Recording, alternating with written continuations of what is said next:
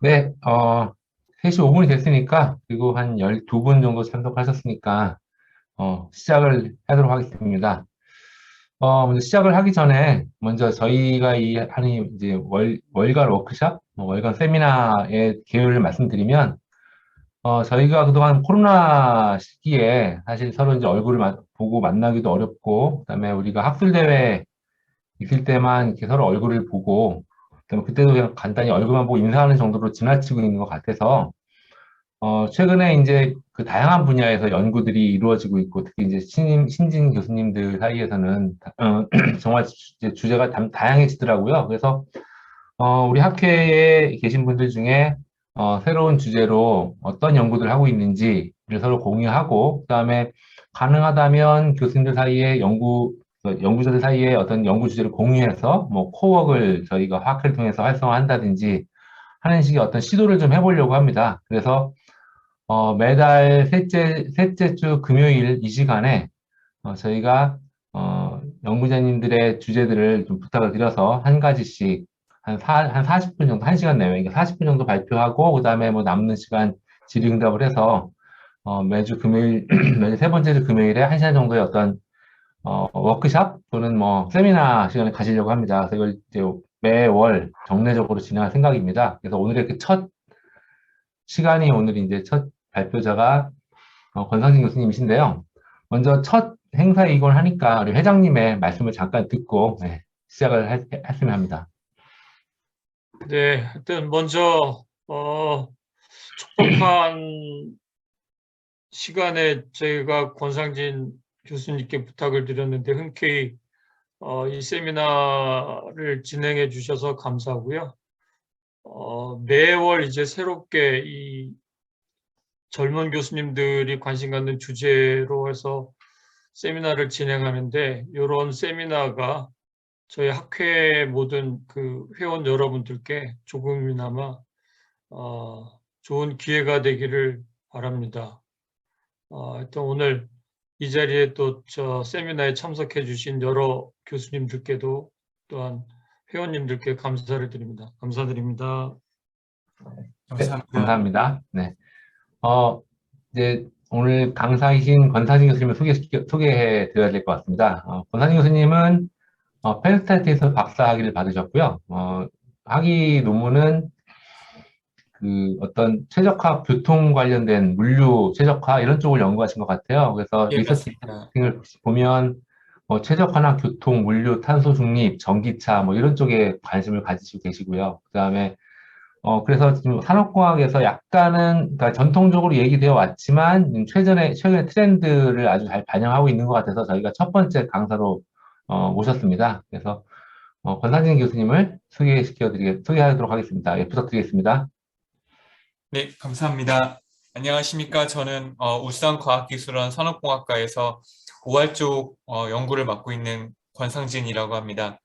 제가 오늘 발표를 드릴 이 연구는 제가 박사 때부터 박사 학위를 받으면서부터 계속 연구를 했던 이 분야인데요.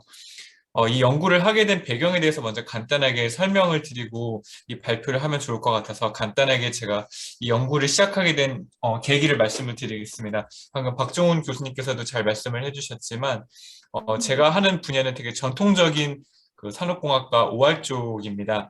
근데 제가 처음 이제 펜스테이트에서 대학원 생활을 시작을 했을 때 제 지도 교수였던 벤추라 교수가 이제 어, 전통적인 OR 쪽을 연구를 하지만 전통적인 OR 문제를 가지고 뭔가 최근에 이슈가 되고 있는 새로운 트렌드의 문제를 푸는 거에서 굉장히 관심이 많았고요.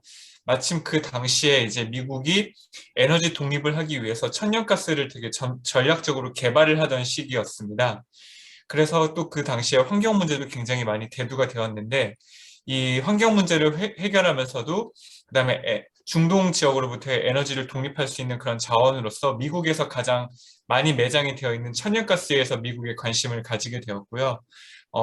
이제 미국의 그 대륙 횡단을 하는 트레일러 차량들을 기존의 디젤 트럭에서 천연가스 트럭으로 변환시킴으로써 어느 정도 환경도 보존을 시키고 그다음에 그 에너지 의존도도 좀 낮추는 쪽으로 그런 쪽으로 이제 미국 그 교통청이 관심을 많이 갖게 되면서 펜스테이트가 소속되어 있는 이제 펜실베니아 고속도로라고 미국의 피츠버그랑 그다음에 필라델피아 위쪽으로는 뉴욕 쪽을 연결해주는 그 펜실베니아 턴파이크라는 고속도로 내에서 어떻게 하면은 이 천연가스 충전소를 입지를 선정을 했을 때 더 효과적으로 천연가스 트럭들이 이 물류를 운반하는데 좀 더 잘 운반할 수 있을지 이런 인프라를 구축하는데 최적화 기법을 쓰자는 이런 연구를 2012년에 가지고 와서 그때부터 이 연구를 하게 되면서 제가 오늘 이 발표를 할 수 있게 되었습니다.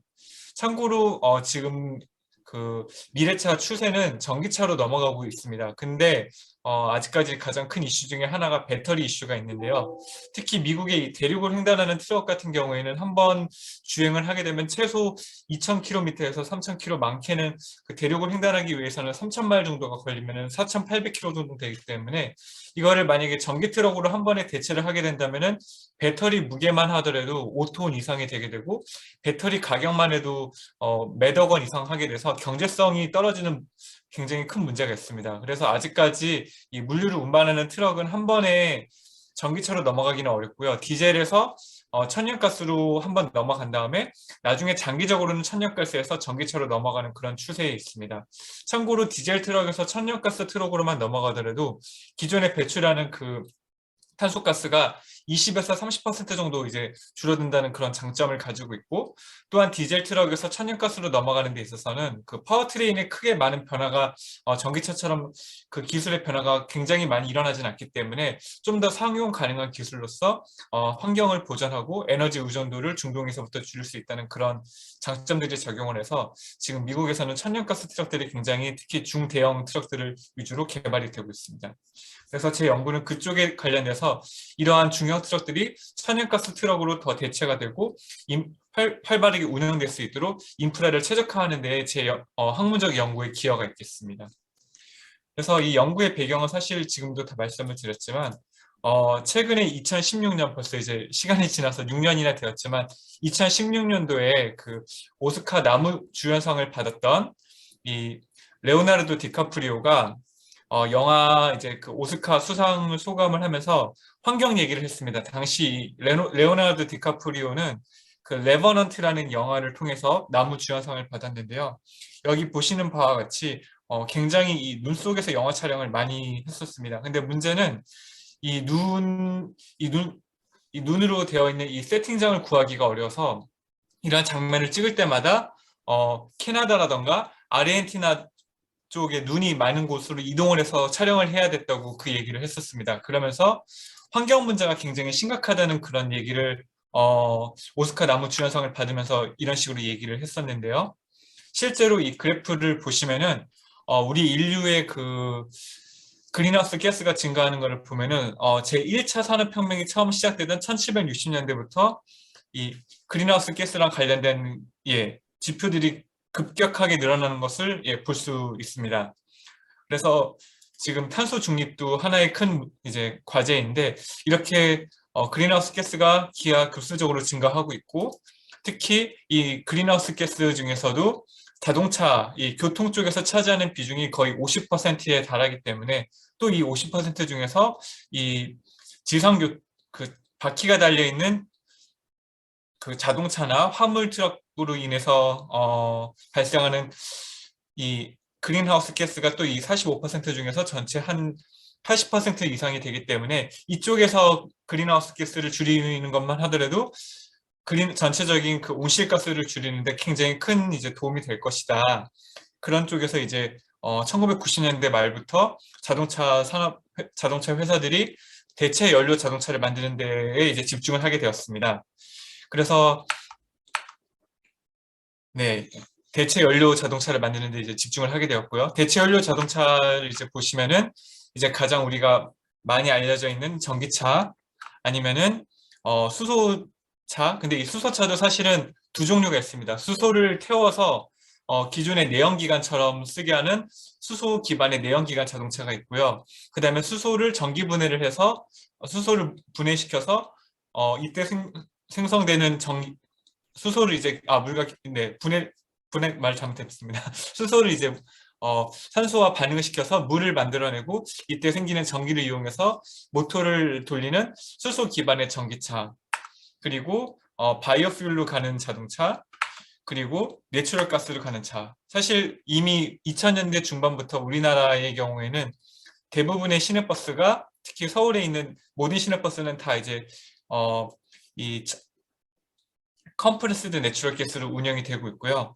지방의 경우에는 지금 제가 있는 울산의 경우에는 울산 시내를 운영하는 버스들은 다 천연가스로 운영을 하고 있는데, 울산시에서 시외로 나가는 버스들은 아직까지 디젤로 운영이 되고 있습니다. 또한 고속버스 같은 경우에도 아직까지는 이 디젤로 운영이 되고 있는데, 아직까지는 제가 알기로는 천연가스로 운영을 하는 경우 이제 주행거리가 아무래도 좀 짧은 문제가 있고, 그다음에 출력이 아직까지는 디젤 엔진에 비해서는 좀 떨어지기 때문에 이런 거를 고려해서 시외로 나가거나, 고속버스의 경우에는 아직까지는 디젤 버스가 좀 많이 있다고 하지만 이것도 앞으로 계속 바꿔나갈 방향이라고 알고 있습니다.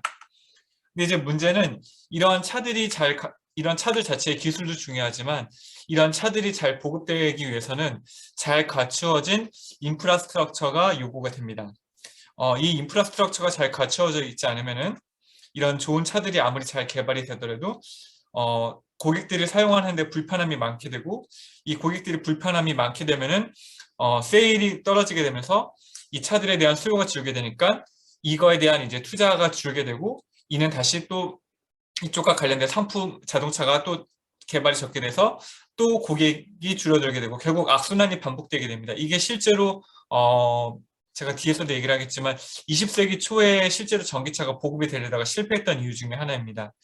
그래서 이러한 대체연료 자동차들이 잘 보급되기 위해서는 이 좋은 기술을 통해서 좋은 차를 만드는 것도 중요하지만, 이 차들을 편안하게 쓸 수 있도록 잘 갖추어진 인프라를 구축하는 게 중요합니다. 문제는 이 인프라를 구축하는 데 들어가는 비용이 1.8 밀리언 달러에서 4.1 밀리언 달러, 결코 무시할 수 없는 꽤 큰 비용이라는 것이기 때문에 이런 인프라를 초기에 구축하는 데는 상당히 위험성이 큽니다. 대표적인 예가 BMW가 1972년도부터 수소를 태워서 가는 내연기관차를 만들었는데, 그 당시에 BMW가 판매를 하지 않았던 여러 가지 이유가 있겠지만 그 중에 하나가 이 수소 주유소가 주변에 너무 없었고, 회사의 정유사나 다른 이제 에너지 공급 회사에서는 이 수소 기반의 자동차가 앞으로 얼마나 팔릴지도 모르는데 이 인프라를 공격적으로 투자할 수 없었기 때문에, 이런 점에서 이제 인프라와 기술이 상호작용을 잘 하지 못해서 시장이 크게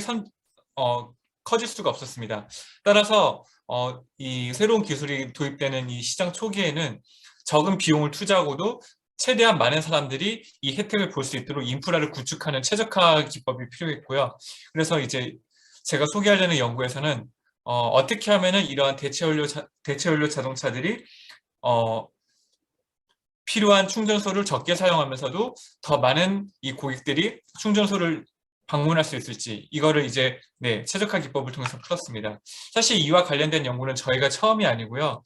이와 관련된 연구는 2005년도에 여기 나와 있는 이 쿠비와 림이 아리조나 스테이트 유니버시티에 있는 마이클 쿠비 교수가 림이라는 다른 이제 홍콩 교수와 함께 썼던 이 FRLM, 플로우 리플링 로케이션 모델이라는 이 연구를 통해서 본격화되었습니다.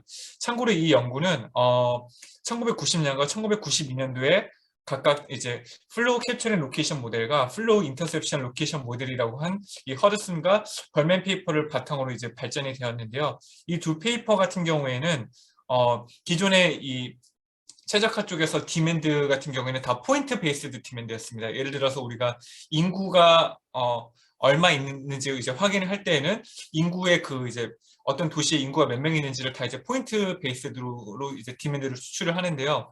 근데 이제 주유소라던가 아니면 편의점을 간다던가 아니면 ATM 머신을 간다던가 이런 식으로 내가 A로부터 B까지 가는 도중에 중간에 들리는 이런 타입의 디스크리셔너리 액티비티 같은 경우에는 포인트 베이스드 디맨드를 쓰는 것보다 플로우 베이스드 디맨드를 쓰는 게 더 효율적이라는 더 이 모델의 그 특성을 비헤이버를 잘 나타낼 수 있다는 데에서 초점을 두었고, 문제는 이 플로우 베이스드 디맨드는 구하기가 굉장히 어렵습니다.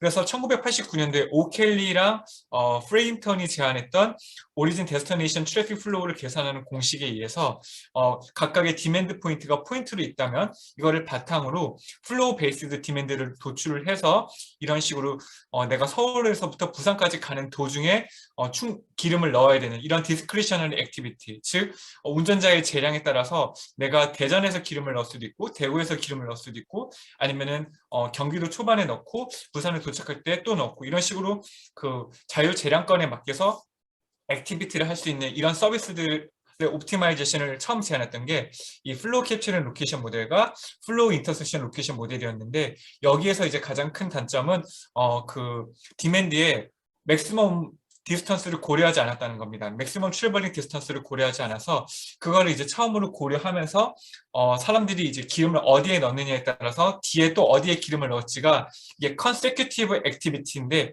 이걸 이제 감안한 것이 쿠비앤 림 페이퍼가 처음 이제 제안이 되었습니다. 그래서 이 충전소 관련된 페이퍼들은 대부분 이 쿠비앤 림을 한 번 이상씩 사이테이션을 하고요. 그래서 쿠비앤 림 페이퍼는 굉장히 사이테이션이 많고, 어떻게 보면 이 전기차 문제라던가 그 천연가스 문제 관련해서 약간 좀 그 바이블 같은 연구가 되었습니다. 이를 바탕으로 이제 다양한 연구들이 이제 전파가 되었는데요. 이 모델의 가장 큰 단점 중에 하나가 이제 계산 복잡도가 굉장히 높았기 때문에 OR의 관점에서는 이 계산 복잡도를 어떻게 하면 좀 더 효율적으로 풀 수 있을지에 대해서 휴리스틱 연구도 진행이 되었고요. 저와 이제 벤츄라 교수 같은 경우에는 이걸 이제 확장시켜서 쿠벤 림 같은 경우는 일반 도로 네트워크를 바탕으로 문제를 풀었습니다.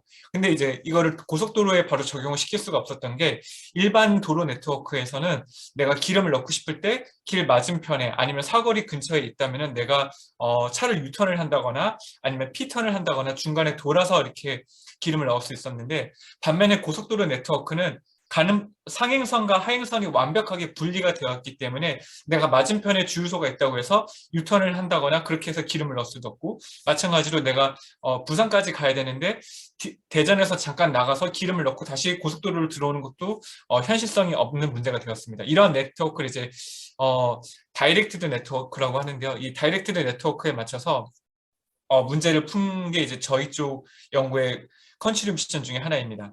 그래서 이와 관련해서 2015년부터 페이퍼를 썼고요. 저희가 이제 봤을 때 기존 연구에서 놓쳤던 것 중에 하나가 방금도 말씀을 드렸지만 이 하이웨이 네트워크 다이렉션, 이 다이렉트를 충분히 반영하지 않았다는 거, 그리고 이제 주유소마다 대부분 싱글 어세스입니다. 즉 내가 상행선을 가고 있으면은 이 디렉션 때문에 상행선에 있는 주유소만 갈 수 있고, 근데 또 경우에 따라서는 제 기억에 제가 어렸을 때 금강 휴게소라고 여기를 가면 여긴 듀얼 어세스여가지고 주유소가 가운데 있고 양쪽에 상행선과 하행선의 차들이 모두 접근을 해서 기름을 넣을 수 있는 그런 형태였는데, 제가 최근에 봤을 때는 금강 휴게소도 이제 상행선과 하행선 차량들이 섞이지 못하도록 구분을 했다고 합니다. 그 이유 중에 하나가 제가 보니 자체적으로 조사를 했을 때에는 이제 뭐 부산에서 출발하는 트럭들이 서울로 가야 되는데 중간에 그 티켓을 바꿔치기를 막 하는 경우가 있었대요. 하이패스가 도입되기 전에. 그래서 부산에서 출발했는데 서울에서 부산 가는 사람들이랑 뭐 이렇게 그 톨 티켓을 바꿔치기를 해서 그런 식으로 약간 부정을 저지르는 것을 막기 위해서 최근에 금강휴게소도 상행선과 하행선의 교통이 섞이지 못하도록 분해를 했다고 합니다. 그래서 이런 다이렉션 그리고 이런 디렉션에 따라서 충전소도 완전히 분해가 되는 싱글 어세스라든가 듀얼 어세스를 충분히 고려하지 못했다는 것을 이번에 저희가 고려를 했고요. 그 다음에 지역마다 그 컨스트럭션 코스트, 주유소를 짓는 데 들어가는 비용이 다 다르기 때문에 이거를 이제 따로 다 고려를 했습니다. 그리고 이렇게 저희는 천연가스 문제를 풀었는데, 이 천연가스 주유소 문제를 품으로 인해서 얼만큼 환경 개선에 효과가 있는지 이거를 이제 추가적으로 연구를 진행을 했습니다. 또 이 연구에 있어서 가장 큰 특징은 이제 바이오 오브젝티브 모델을 만들어서 하나는 주유소를 주어지는 숫자의 주유소를 지었을 때 얼만큼의 소비자가 커버가 되는지 이거를 맥시마이즈 하는 게 하나의 오브젝티브가 되었고요. 또 다른 하나는 동시에 그러면서도 설치 비용은 최소화할 수 있도록 이렇게 두 개의 서로 상충된 오브젝티브 펑션을 고려를 했습니다. 그래서 이로 인해서 저희는 가장 큰 컨트리뷰션은 그린하우스 가스가 이 천연가스 주유소를 통해서 얼마큼 감소가 될 수 있고, 이를 통해서 소셜 코스트 오브 카본 세이빙, 즉 탄소 배출의 감소로 인해서 얼마큼 사회적인 이 탄소 저감 비용이 발생할 수 있을지, 이거를 고속도로 네트워크에 대해서 이런 쪽으로 연구에 컨트리뷰션이 있다고 봅니다. 이 연구에 대해서 제가 간단한 그 이제 개념도를 넣었는데요. 저희가 사용한 데이터는 크게 두 가지 타입입니다. 정적인 데이터는 이제 이 보시다시피 펜실베니아 고속도로, 이게 펜실베니아 턴파이크입니다. 이 펜실베니아 고속도로 네트워크에 대한 구조, 예를 들자면은 각각에 대해서 램프가 몇 개가 있고, 램프가 정확하게 43개가 있습니다. 43개의 램프가 있고, 그 다음에 주유소들의 이제 후보지들이 어디에 있고, 그 다음에 각각에 대한 설치 비용은 어떻게 되고, 이런 것들이 이제 정적인 데이터가 되고요. 그 다음에 여기다 이제 동적인 데이터를 입혔습니다.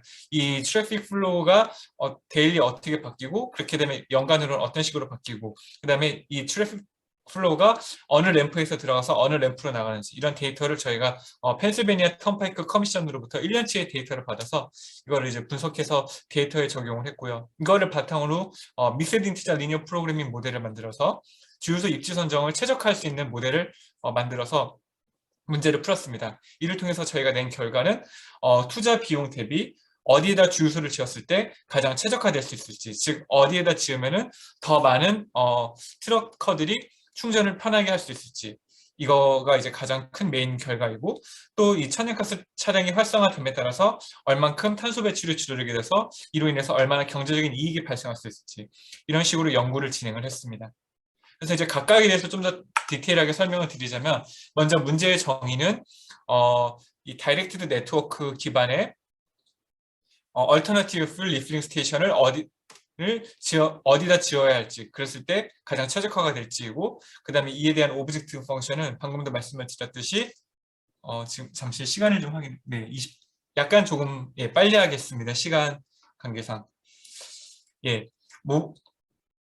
스테이션을 어디다 지었을 때 vehicle mile traveled, 커버되는 비클들의 트래블드 디스턴스가 얼마큼 커버되는지, 이거를 맥시마이즈 하는 게 하나의 오브젝티브고, 또 다른 하나는 이 충전소를 짓는 데 들어가는 비용을 가장 미니마이즈 하는 쪽으로, 이렇게 두 가지 오브젝티브 펑션을 썼고요. 그 다음에 벌텍스 페어 같은 경우는 이제 오리진과 데스티네이션 페어를 통해서 그 모든 패스에 대해서 데이터를 다 정리를 했고, 그 다음에 엣지는 이제 숏티스트 패스입니다. 당연히 이제 고속도로는 루트가 하나씩밖에 없기 때문에 각각 오리진과 데스티네이션을 묶어주는 숏티스트 패스로 구성이 되고, 디맨드는 아까 말씀드린 것처럼 쿠벤 림에서 이제 제안했던 그 패스 플로우를 갖고 와서 이거를 이제 라운드 트립으로 각각의 오리진 데스티네이션 페어에 대해서 라운드 트립으로서 구성을 했습니다. 그래서 이에 대한 어썸션은 차량의 주행거리에 대한 어썸션, 그 다음에 이제 디렉션에 관련된 어썸션 등이 있는데, 시간의 절약을 위해서 생략하도록 하겠습니다. 마찬가지로 이제 차량의 주행 거리에 따라서 이 타입을 쇼트 출입인지 미디엄 출입인지 롱 출입인지를 이제 구분을 하고, 각각에 대해서 이제 적절한 그 리필링 비헤이비어를 저희가 이제 분석을 해서 수학적으로 나눠놨습니다. 그래서 이 오브젝티브 믹스드 인티저 리니어 프로그래밍 모델을 이제 소개를 시켜드리자면요, 어디다가 이제 충전소를 지었을 때 얼만큼의 트래픽이 플로우가 커버가 되는지에 대해서 이제 디시전 베리어블을 만들었고요. 그래서 오브젝티브가 하나는 스테이션을 지음으로 인해서 커버되는 비클 마일 트래블드, 이거를 이제 맥시마이즈 하는 게 하나의 오브젝티브고, 두 번째 오브젝티브는 리필링 인프라스트럭처를 이제 짓는 데 들어가는 비용을 미니마이즈 하는 게 두 번째 오브젝티브 펑션이고, 이 두 개가 서로 이제 상충합니다. 따라서 이 두 개를 동시에 만족하는 문제를 풀기 위해서 뒤에서도 소개하겠지만은 노멀라이즈드 웨이팅 메소드와 그 다음에 컨스트레인트 메소드를 각각 써서 문제를 풀었습니다. 그다음에 각각에 대한 이제 컨스트레인트 셋은요, 이제 차량의 주행 거리에 따른 차량의 라운드 트립 여행을 하는 거리에 따라서 어떻게 이제 충전을 할 건지를 저희가 수학적으로 나누었고요. 그 다음에 만약에 경기도에서 충전을 하게 되면은 나중에 부산까지 갈 때 뭐 포항, 뭐 울산이나 아니면 그 전에서 한번 또 충전을 하게 되는데, 만약에 그게 아니라 대전에서 충전을 하게 되면은 중간에 충전을 안 하고 부산까지 한 번에 쭉 갈 수 있는 이러한 약간 컨세큐티브한 이 액티비티를 표현하기 위해서 5번식에서 그 중간에 어디서 또 충전을 할 수 있는지 이런 경우의 수를 고려하는 컨스트레인트를 추가를 했습니다. 그리고 마지막은 이제 그 non negativity 및 integrality를 통해서 모든 디시전 베리어블이 바이너리를 가질 수 있도록 세팅을 했습니다. 그래서 이제 두 개의 오브젝티브가 서로 상충되기 때문에 노멀라이즈드 웨이팅 메소드를 써서 통합을 했고요. 아니면은 또 다른 이제 얼터너티브 웨이로 컨스트레인트 메소드를 통해서 하나의 오브젝티브를 컨스트레인트로 바꾼 다음에 이제 이거에 해당되는 예산을 규모를 늘림에 따라서 어디에다 지어야 더 많은 비클 마일 트래블드가 맥시마이즈 될 수 있을지 이 문제를 풀었습니다. 그래서 실제로 이제 모델을 돌려가지고 결과를 말씀을 드리자면요.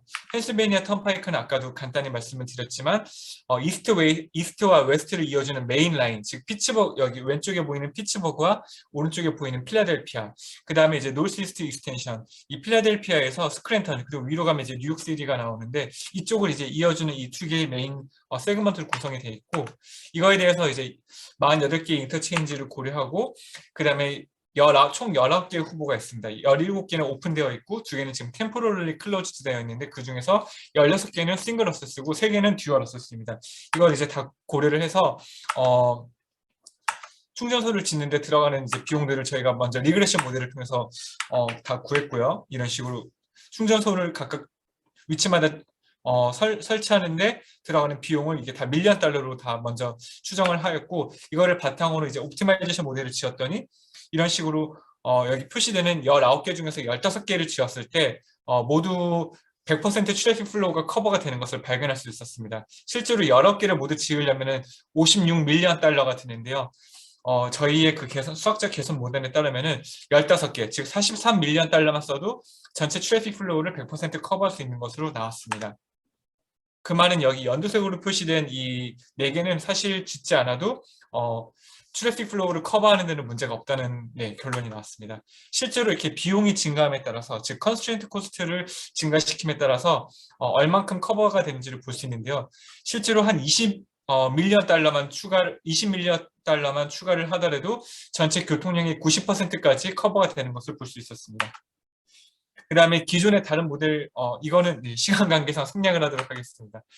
그 다음에 이를 통해서 누릴 수 있는 그 탄소 배출이 얼만큼 줄어들고 이를 통해서 얻을 수 있는 소셜 코스트 오브 카본 세이빙을 이제 계산을 해보았는데요.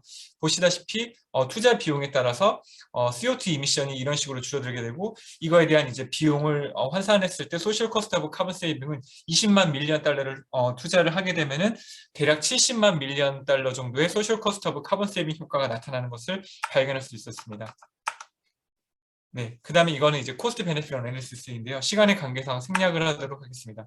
그래서 이제 결론을 말씀을 드리자면, 이제 싱글 어세스랑 듀얼 어세스 이런 거를 고려해서 다이렉트 트랜스포테이션 네트워크에 대해서 천연가스 문제를 풀었고요. 앞서 소개했던 두 가지 상충되는 오브젝티브 펑션을 바탕으로 바이크라이테리아 문제를 풀었습니다. 그 다음에 이 상충된 오브젝티브 펑션을 해결하기 위해서 노멀라이즈드 웨이팅 메소드와 컨스트레인트 메소드를 각각 소개했고, 그 다음에 펜실베이니아 턴파이크 문제에 이제 적용을 해서 각각의 주행 거리를 다르게 함에 따라서 옵티멀 로케이션이 어떻게 바뀌는지, 그리고 기존의 모델에 비해서 좀 더 좋은 성능을 내면서 어디에다 지으면 더 많은 트래픽 플로우를 커버하면서 비용을 적게 할 수 있는지에 대해서 이 연구를 했었습니다. 근데 제가 오늘 여기 참석해 주신 교수님들과 같이 더 얘기를 하고 싶었던 거는, 그래서 앞으로 어떻게 될 거냐에 대해서 저는 좀 더 얘기를 하고 싶었습니다. 그래서 제가 이거를 추가했는데요. 현재 저는 여기 유니스티에서 저희 연구원들과 함께 이제 대한민국의 전기차 충전소 입주 선정 최적화 연구를 하고 있습니다. 그래서 이제 전기차 충전소 같은 경우에는 고속도로보다 일반 도로에서 더 많이 사용하기 때문에 이 전기차 충전소를 일반 그 도로 네트워크와 관련해서 어디다 지으면 더 좋을지, 또한 이 급속 충전소와 완속 충전소로 충전소의 성격이 나눠지는데요.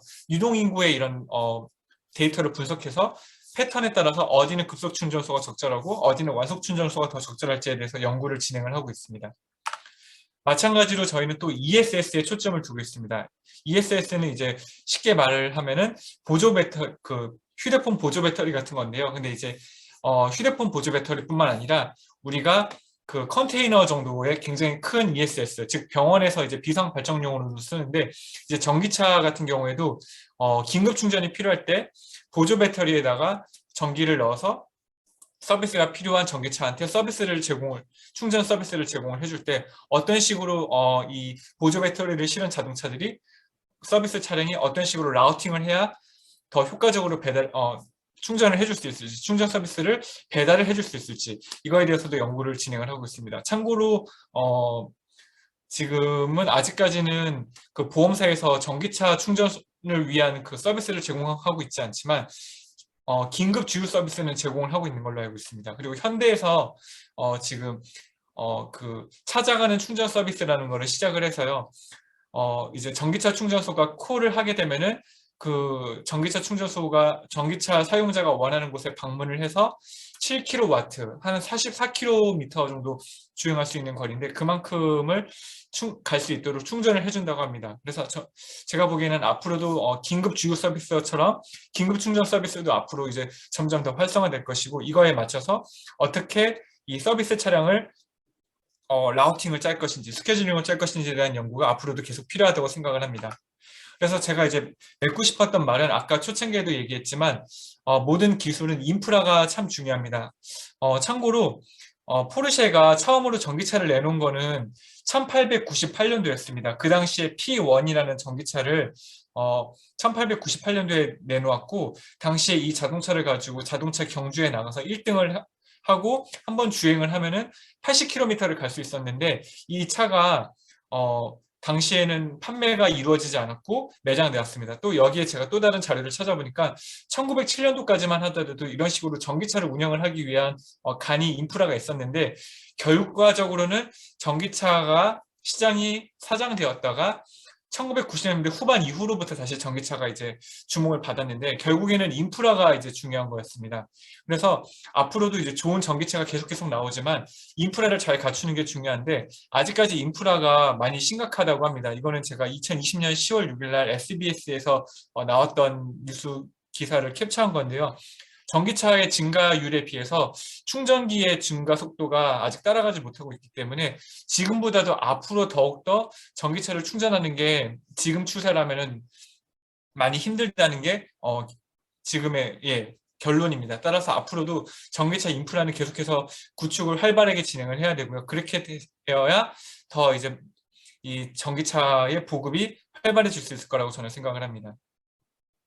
그리고 제가 잠깐 이 말씀을 드리고 싶었던 거는 저는 앞으로도 이제 전기차뿐만 아니라 이런 대체 연료 자동차 그리고 모빌리티의 이제 미래에 대해서 연구를 진행을 하고 있는데요. 제가 2017년도에 카네기 멜론에서 포닥을 했을 때 이 리프트라는 이 차량 공유 업체의 CTO가 방문을 해서 강의를 했었습니다. 그러면서 그때 했던 강의가 앞으로의 이 모빌리티의 퓨처는 이 네 가지가 핵심이 될 거라고 얘기를 했습니다. 즉 차량 공유, 그다음에 전기차 내지는 대체 연료 자동차, 그리고 차들이 서로 연결되는 커넥티드, 그리고 자율주행, 이 네 가지가 핵심이 될 거라고 했는데, 이 네 가지가 독립적으로 활동하는 것이 아니라 서로 융합이 돼서 하나의 시너지를 낼 거라고 얘기를 했었습니다. 근데 지금 이 얘기를 2017년에 처음 들었는데, 지금 2022년 1월에 봤을 때에는 실제로 이 네 가지들이 서로 융합이 되면서 발전이 되는 게 저는 보이는 것 같습니다. 특히 전기차 같은 경우에는 이제 자율주행도 사실은 내연기관 차에서는 100%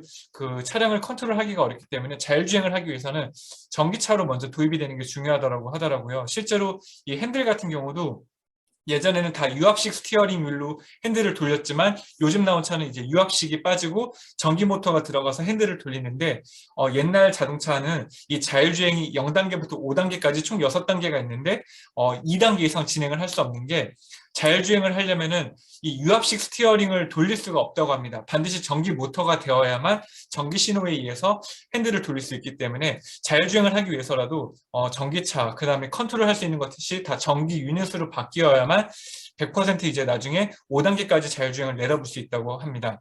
마찬가지로 이제 커넥티드 같은 경우도 차량들이 자율주행이 되게 되면은 차량과 차량이 다 이제 이어지면서, 예를 들어서 앞에 사고가 나게 되면은 그 정보를 뒤에 차들한테 1km 밑에 있는 차들한테 미리 다 정보를 제공을 해주고, 그렇게 되면 자율주행을 하는 차들이 이 정보를 굳이 탑승객한테 알리지 않고도 스스로 앞에서 사고가 났으니까 미리 속도를 줄인다거나 아니면 디투어를 해서 다른 길로 간다거나 그런 식으로 해서 사고를 미연에 예방할 수 있는 이런 기술들, 이런 것들이 이어진다고 생각을 하고요. 그다음에 쉐어링 같은 경우에는 이제 우리나라의 경우에는 이제 택시 업계의 반발에 의해서 아직까지 차량 공유가 많이 이루어지지 않고 있는데, 이제 미국 및 영국, 기타 다른 국가에서 이제 차량 공유가 활발하게 이루어지는 경우에는 이제 더 이상 차량을 살 필요가 없고 차를 공유하는 시대가 왔다. 즉 차를 더 이상 소유하는 시대가 아닌 차를 소비하는 시대가 왔다고 해서, 내가 차가 필요한 순간에 차를 이제 호출하게 되면은 예를 들어서 휴대폰으로 이제 콜택시를 부르듯이 내가 필요한 차를 24시간 언제 아무 때나 부르게 되면은 자율주행차가 와서 나를 픽업해서 내가 원하는 목적지에 내려다 주고, 이 차는 또 다시 다른 또 차를 필요하는 사람, 다른 차를 필요로 하는 고객에게 또 가는 식으로, 이런 식으로 앞으로 차량 공유가 이루어지는 쪽으로 모빌리티가 발전을 할 거라고 합니다. 그래서 저는 앞으로 이런 것들이 이제 아우르는 쪽으로, 인프라를 구축하는 쪽으로 연구를 계속해서 확장해서 진행하려는 목표를 가지고 있습니다. 그래서 이와 관련 네, 그래서 예, 이거는 지금 포르쉐의 전기차, 2020년도에 판매하고 있는 이제 포르쉐의 전기차고요. 이제 이런 식으로 아까도 말씀을 드렸지만, 옛날에 1898년도에는 제대로 인프라가 갖추어져 있지 않아서 전기차가 활발해지지 않았지만, 지금은 이제 인프라가 활발해지면서 포르쉐에서 다시 한번 전기차를 이제 내놓게 되었고, 그다음에 이제 우리나라에서도 현대 아이오닉을 비롯해서 전기차를 내놓고 있는데, 제가 또 이 얘기를 하고 싶었습니다. 전기차를 한번 충전하는 데 들어가는 이제 전기가 58kW에서 73kWh인데요. 이 전력량이 엄청납니다. 이게 4인 가구가 한 달 동안 쓰는 전기량을 한 번 충전하는 데 다 쓴다고 해요. 그러면 전기차가 많아지게 되면은 수많은 전기차가 충전을 하게 되면은 갑자기 전기 사용량이 엄청나게 증가하기 때문에, 이거를 대비하기 위한 또 인프라라던가 ESS를 구축하는 이러한 이제 스마트 그리드에 대한 연구도 필요할 거라고 생각을 합니다. 예, 그 다음에 이 98g법은 제가 시간이 나면 얘기를 하고 싶었는데, 이거는 네, 시간 관계상 일단 여기까지만 얘기를 하도록 하겠습니다. 네, 시간이 다 된 관계로 일단 저희 발표는 여기서 종료하도록 하겠습니다. 네, 감사합니다. 수고하셨습니다. 네, 혹시 뭐, 다른 분들 혹시 뭐 궁금한 게 있으면 디스커션 하는 시간을 자유롭게 좀 가져볼까 합니다. 그래서, 지금 이게 줌이기 때문에 혹시 의견이 있으신 분은 화면에 이렇게 손을 드시거나 아니면 먼저 말씀을 하셔도 괜찮을 것 같고요.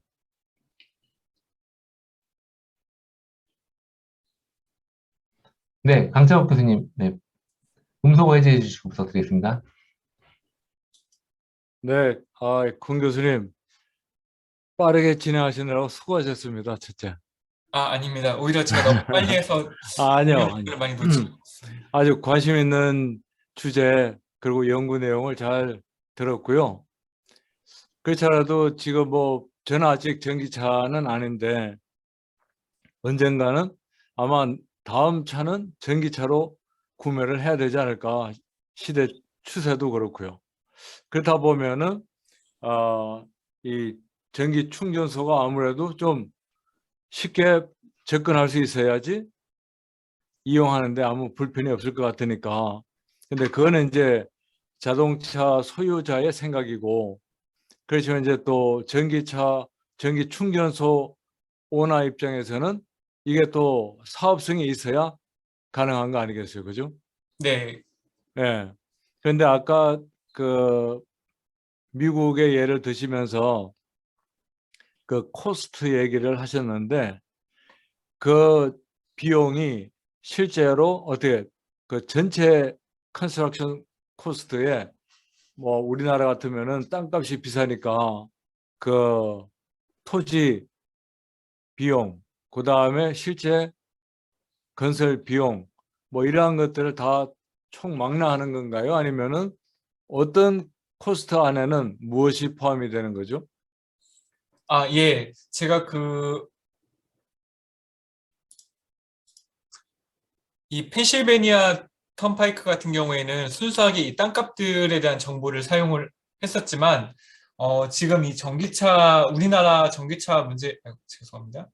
우리나라 전기차 충전소의 경우에는, 기존의 그 주유소 옆에다가 추가로 전기차 충전소 충전 차저를 놓는다는 가정하에서 문제를 일단 진행을 하고, 대신에 이제 추가로 충전을 해야 되는 땅을 사야 된다면 이때는 이제 그 공공 데이터에서 그 토지 쪽 관련해서 다 분류를 해놓았습니다. 상업지구, 산업지구, 뭐 관광지구 그거에 맞춰서 저희가 여기에 충전소를 지을 수 있을지 없을지를 판단을 하는데 여기에서 비용은 저희가 아직 고민을 하지 않았습니다.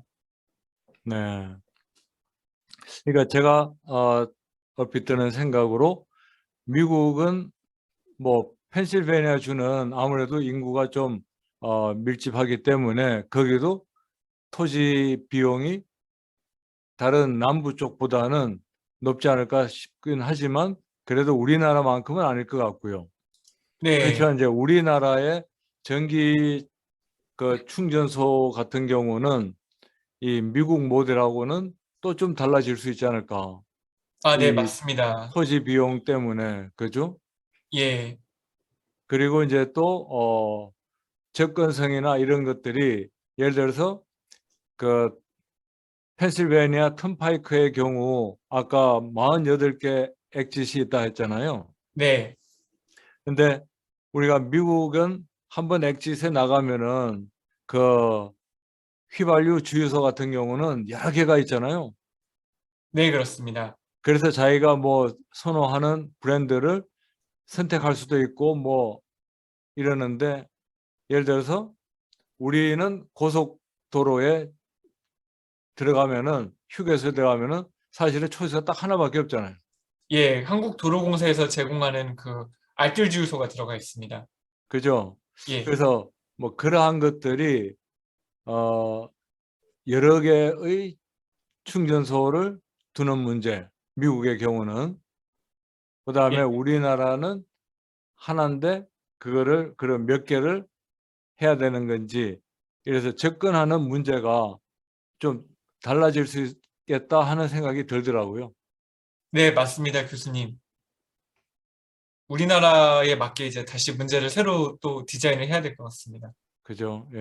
예. 네. 예, 고맙습니다. 또 다른 분들의 질문을 받으시죠. 네, 네, 감사합니다, 교수님. 예. 네, 감사합니다. 네, 또 혹시 뭐 다른 분 혹시 계시면 질문을 좀 받아볼까요? 질문 하나 드려도 되겠습니까? 네, 박선 교수님, 네. 예. 아주 뭐 요즘 시적절한 규제 발표를 해서 참 관심이 많은데요. 제가 여기 지도를 보니까 펜실바니아가 지금 그 아까 전체 맵 한번 보여주시면 예, 될까요? 물론입니다. 여기 여기 있습니다. 예. 지금 제가 이 지역을 잘 몰라서 그런데 보니까 동쪽에서 서쪽으로 그러니까 뉴저지인가요? 뉴저지부터 오하이오 쪽으로 가는 그게 지금 동서로 가는 선인가요? 예, 맞습니다. 이쪽 예. 옆으로 가면 이제 오하이오가 나옵니다. 예. 근데 여기 구글 맵에 보니까 위에는 뉴욕이고 밑에가 DC거든요. 예, 이 동서만 고려해서 하신 건지 안 그러면 이제 남북이라든지 이런 다른 방향도 같이 여러 가지 노선을 고려해서 검토를 하신 건지. 본 연구에서는 이 네, 펜실베니아 턴파이크 자체가 네, 미국의 다른 고속도로와는 다르고 오히려 한국 고속도로랑 같습니다. 들어갈 때 그 톨 영수증을 처음에 받고요. 나갈 때 돈을 내는 구조이기 때문에 네. 이 선 자체가 일종의 독립된 교통이라고 보시면 됩니다. 어, 그래서 미국의 다른 고속도로들은 좀 차들이 자유롭게 들어갔다 나갔다 하는데 이 네. 펜실베니아 턴파이크는 유료 고속도로이기 때문에 마치 우리나라 고속도로처럼 여기에 다니는 트래픽은 독립적으로 있습니다. 그래요.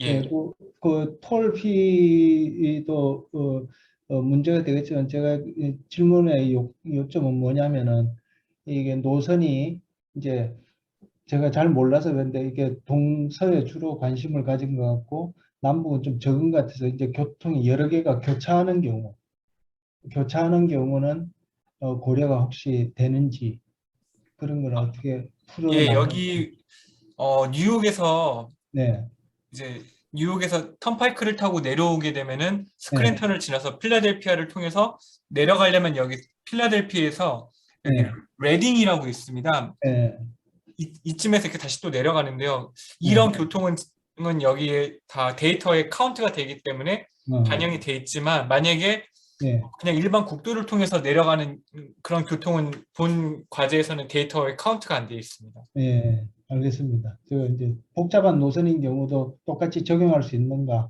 그게 궁금했습니다. 아, 예, 알겠습니다. 예, 감사합니다.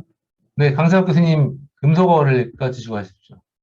네, 아, 권 교수님, 아까 그 이제 연구 결과가 그 19개 중에서 15개, 그래서 4군데가 빠졌잖아요. 그죠? 네, 그렇습니다. 그런데 그 중에 3군데가 듀얼 어세스라고 하셨죠? 아, 그거는 여기에 포함이 됐나요? 듀얼 어세스는 지금 다 포함이 됐습니다. 보시면 여기 K8이랑 예. K18, K19이 다 포함되어 있습니다. 그랬을 때에 예, 저도 그 동부 쪽으로 운전하고 갔을 때에는 흔히 보는 건 아니지만 이제 가끔씩 진짜 이 듀얼 액세스가 되는 휴게소가 있더라고요. 예, 예. 그런데 여기서도 만약에 그러한 듀얼 액세스 휴게소를 만드는 게 새롭게 만드는 것보다는 더 비용 측면에서는 경제적이지 않나요? 저도 그렇게 생각을 합니다. 근데 다만 이제 고속도로 공사에서 듀얼 어세스를 만들었을 때 부작용이 좀 있었기 때문에 자꾸 이렇게 분리를 시키는 것 같습니다. 네.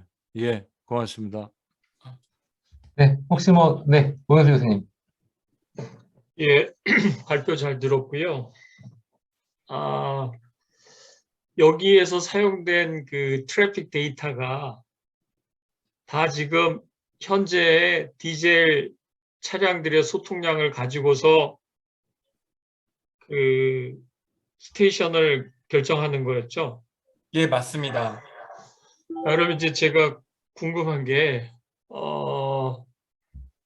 처음에 전기 자동차도 있고 내연기관 차도 있을 때 결국은 전기차가 대세가 안 되고 내연기관이 대세가 된 이유는 여러 가지가 있겠지만 그때 이제 석유가 개발이 돼서 석유업자들이 인프라를 자기네들 비즈니스를 위해서 세웠잖아요.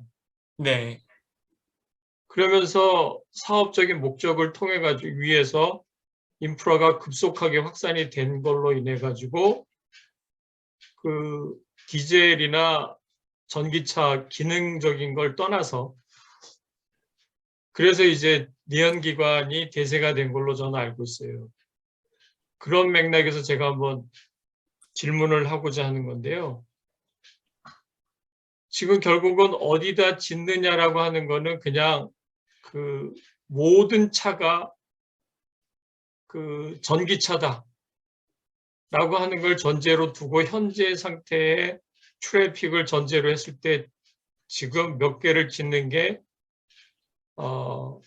트래블러 입장에서도 그렇고 그 다음에 그 비용적인 측면에서도 그 좋다 이렇게 몇 개를 짓고 어디다 짓는 게 좋냐 이런 거를 결정하신 거잖아요, 그죠? 예, 근데 이게 이제 그 캐파라고 하는 거는 디맨드에 의해 가지고 캐파가 결정되는 문제니까. 그래서 디맨드 부분이 고려되지 않을 때는 조금은 이 결과가 조금은 저의 입장에서는 이론에 치중한 거 아닌가? 그런 생각이 들고요. 네, 또 하나는 이제 아까 이제 교수님께서 쭉 얘기하시다가 아까 이제 우리나라도 전기 충전소 문제하고 충전 서비스 문제를 같이 얘기를 하셨는데 네, 충전소가 작아야 충전 서비스가 활성화될 것 같고요. 만약에 그 이동 충전 서비스가 활성화되면 충전소가 좀 띄엄띄엄 있어도 될 것 같다는 생각이 들어요. 네, 그래서 두 가지에 대해서 교수님의 의견을 듣고 싶어서 질문을 드려봤습니다. 저의 경우는 저는 그래도 저의 경우에는 일단 전기차 충전소가 픽스드 되어 있는 게 먼저 더 중요하다고 생각을 했고요. 그래야 이 정해져 있는 곳에 내가 어디를 언제 가면은 충전을 할 수 있겠다라는 그런 기대감이 있기 때문에 일단 저는 이 픽스드 충전소가 핵심 일단 기본으로 가지고 가되 이거를 보완하는 쪽으로 이 이동식 충전소라고 흔히 부릅니다. 이동식 충전소를 보완하는 쪽으로 이제 운영을 하는 게 좋지 않을까라는 게 제 개인적인 생각입니다.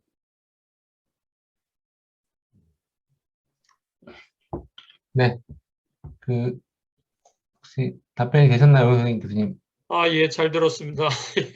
네, 저도 좀 질문을 하나 하고 싶은데요. 네, 사실은. 교수님. 그러니까 저는 이제 이와 유사한 세미나를 들은 적이 있는데 그때는 전기자동차였어요. 그래서 이제 예, 우리나라에 전기자동차가 도입된다 가정을 했을 때 고속도로에다가 어디다가 전기자동차 충전소를 몇 개나 짓는 것이 효율적이냐에 대한 연구였는데 그때 그 연구자님이 가장 고민하던 게 뭐였냐 하면 그 전기차가 완충되고 갈 수 있는 거리가 제한되어 있고 결국 그 시내에서 타고 있다가 이제 그 고속도로를 타게 되면 어떤 경우에는 배터리가 반 정도밖에 없을 때 고속도로를 타기도 하고 어떤 완충되어 들어가기도 하고 이런 상황에다가 그 전기차는 충전하는 시간이 지금은 꽤 길잖아요, 예, 아직까지. 근데 맞습니다. 내가 휴게소에 진입을 했는데 그 전기차에 충전소 다 차 있으면 충전을 못하고 무작정 기다려야 되는 이것이 가장 큰 해결하기 어려운 문제였다고 하더라고요. 네, 맞습니다.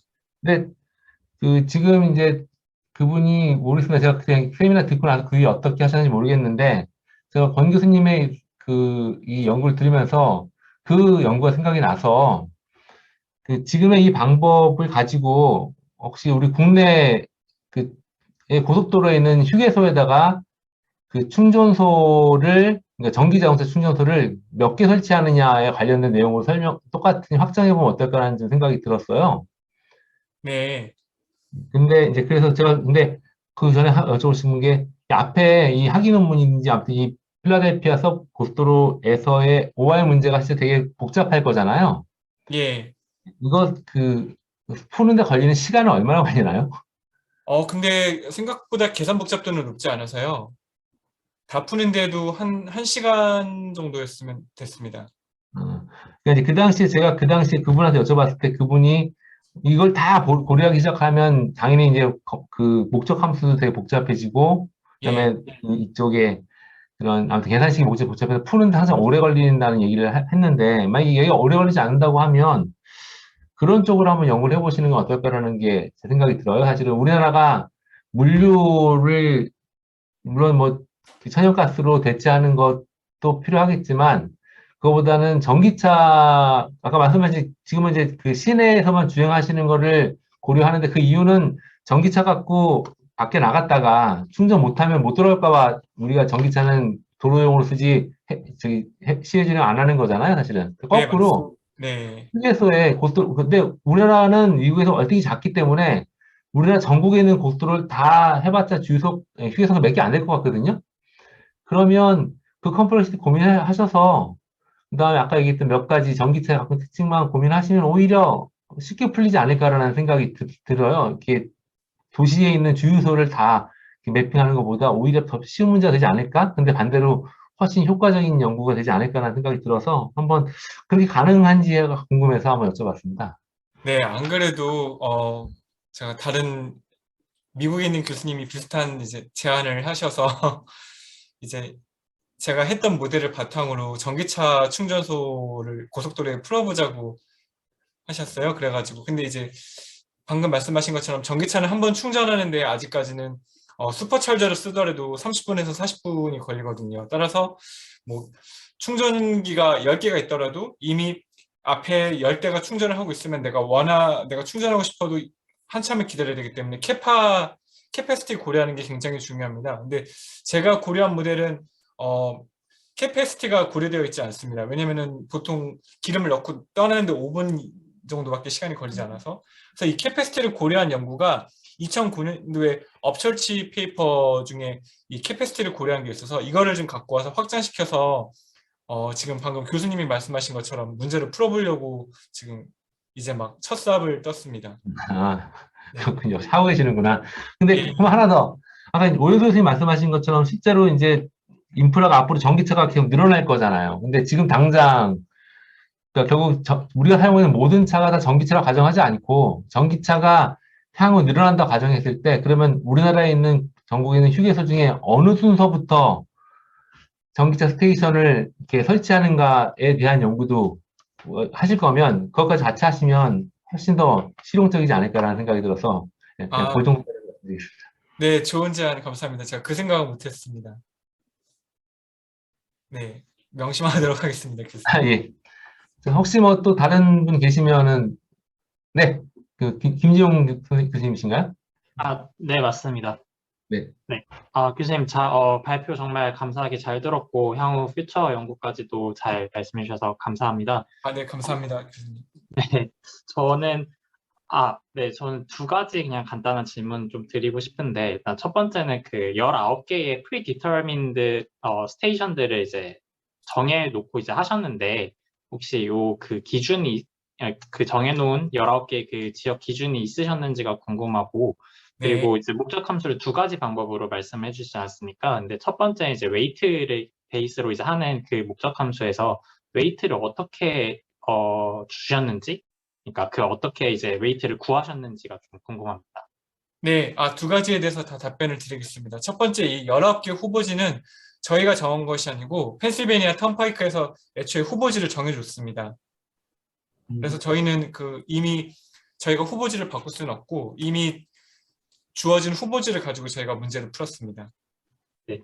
그 다음에 이 Normalized Weighting Method에서는 웨이트 값을 정하지 않고요. 웨이트 값을 0에서 1까지 계속 변화를 주면서 그때마다 솔루션이 어떻게 바뀌는지를 그래프를 그렸습니다. 그래서 제가 여기에는 파워포인트에는 넣지 않았지만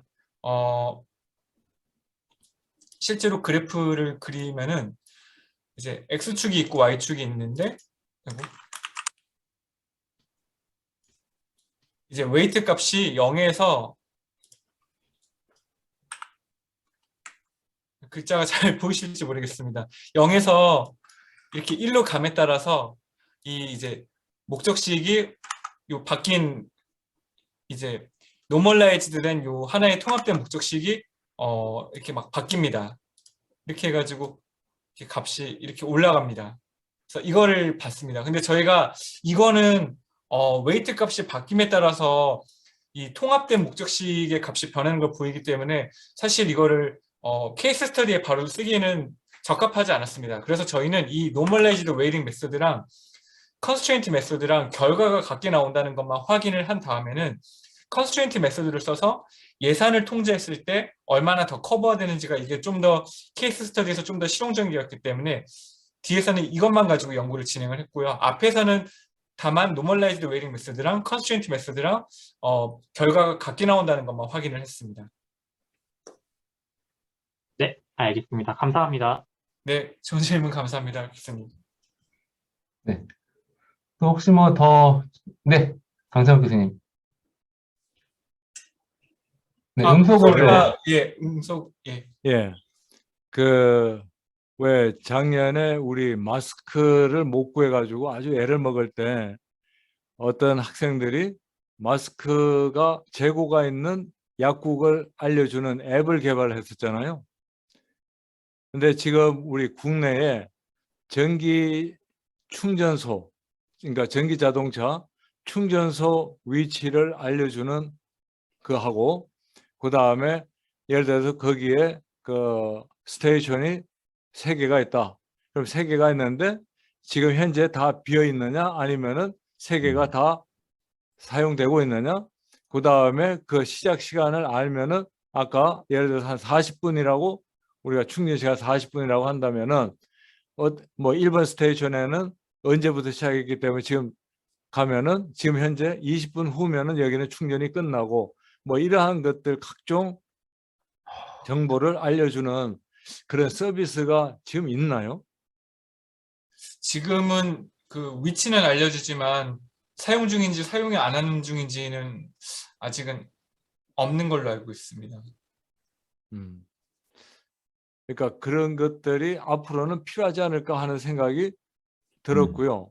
왜냐하니까 아까 두 분 교수님들이 얘기하셨지만 이 충전 시간 때문에 진짜 이 휴게소를 지나쳐야 될지 아니면 진짜 들어가서 막연히 기다리고 있어야 될지 운전자 입장에서는 되게 판단하기가 쉽지가 않잖아요. 그죠? 네, 그래서 앞으로는 인프라 건설도 중요하지만 이제 이러한 서비스도 또 같이 수반돼야 되지 않을까 하는 생각이 여러 교수님들 얘기 가운데서 아이디어가 떠올라서 한번 말씀 드려봤습니다. 네, 이거는 창업으로 해도 참 좋은 아이템인 것 같습니다. 대학생 프로젝트나 이런 걸로 해도 괜찮을 것 같은데요. 뭐 그죠? 샘플로 짜서. 네. 예, 또 혹시 뭐 더 디스커션 하실 분이 계신가요? 다른 분들은 화면이 꺼지셔서. 예, 저희 예정된 시간이 1시간인데 딱 1시간 걸렸네요. 지금 4시 5분입니다. 예. 뭐 더 없으면 마무리를 할까 합니다. 네. 저희가 첫 시간을 가져봤습니다. 그리고 공산진 교수님께서 되게 재미있는 주제로 이렇게 좋은 첫 스타트를 해주신 것 같아서 되게 기분이 좋고 앞으로의 다음 세미나가 기대가 됩니다. 그 다음 세미나는 또 계속해서 재미있는 주제로 더 많은 분들이 자리할 수 있는 시간을 가졌으면 좋겠고요. 혹시 오늘 참석하신 분들 중에 나도 이런 재미있는 주제가 있어서 우리 학회에 공유하고 싶다라는 분이 있으시면 저희 그 학회로 연락을 주시면 저희가 또 자리를 마련하도록 하겠습니다. 그리고 또는 주변에 또 재미있는 주제가 있는 분이 있으시면 저희에게 소개를 해주시면 저희가 계속 이어나가면서 조금 더 풍부하고 재미있는 주제로 이 세미나가 매달 진행될 수 있도록 하고요. 그 다음에 또 권상기 교수님하고 뭔가 또 얘기를 듣고 좀 재미있는 사업 아이디어 같이 코업할 만한 것이 있다라고 생각하시면 마찬가지로 저희한테 연락을 주시면 저희가 권상기 교수님께 연락을 드려서 저희가 서로 자리를 할 수 있는 마련을 하고 뭐 필요하다고 하면 저희가 어떤 프로젝트의 그 과제를 수행하는 데 도움을 드릴 수 있도록 제도 지원도 하도록 하겠습니다. 예. 오늘 1시간 동안 발표해 주신 권상진 교수님께 다시 한번 감사의 박수를 드리겠습니다. 감사합니다. 감사합니다. 그리고 지금 다음 세미나는 날짜를 보니까 2월